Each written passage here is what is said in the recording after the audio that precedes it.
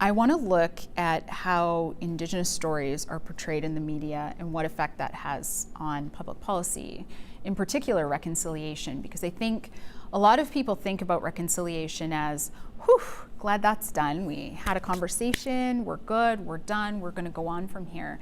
That's not really what that is. The Truth and Reconciliation Commission's final report and their 94 calls to action were the beginning of something. And how we talk about that will really affect how people think about it. And I think a lot of times we talk about that as, oh, we did that and that's done. We all know about what happened at residential schools. Well, we know some of what happened there, of course, but truth is really about looking at those hard questions and trying to answer, why are we at where we're at right now? Why do we need a missing and murdered Indigenous women and girls inquiry? What is it that we're missing there? The other part of this, of course, is that I love journalism, and I never really left it.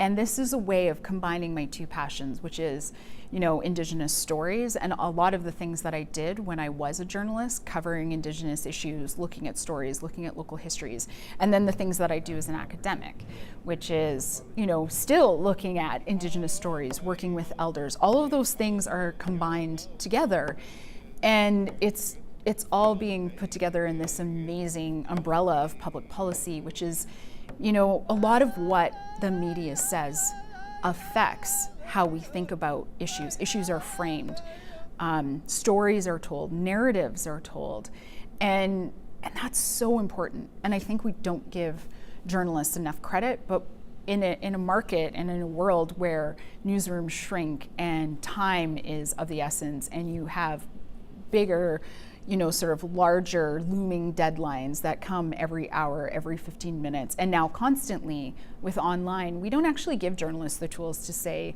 well, what is it that I need here? Because we don't give them the time to really think about it. So a lot of this is talking about, how do we need to discuss this to really look at how we promote reconciliation as a real thing.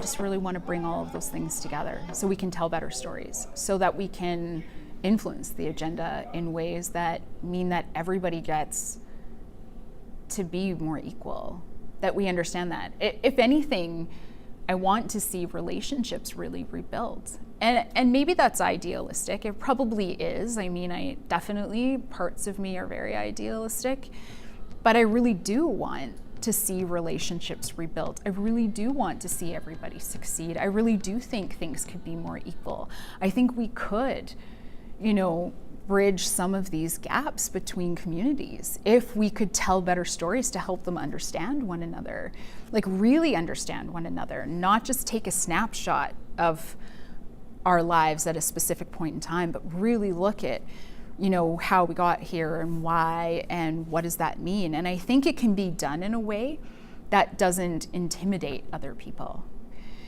But we have to be willing to hear things that are difficult, which is, we're not going to leave that job to anyone else but journalists. So we're going to have to all work together to kind of make it better.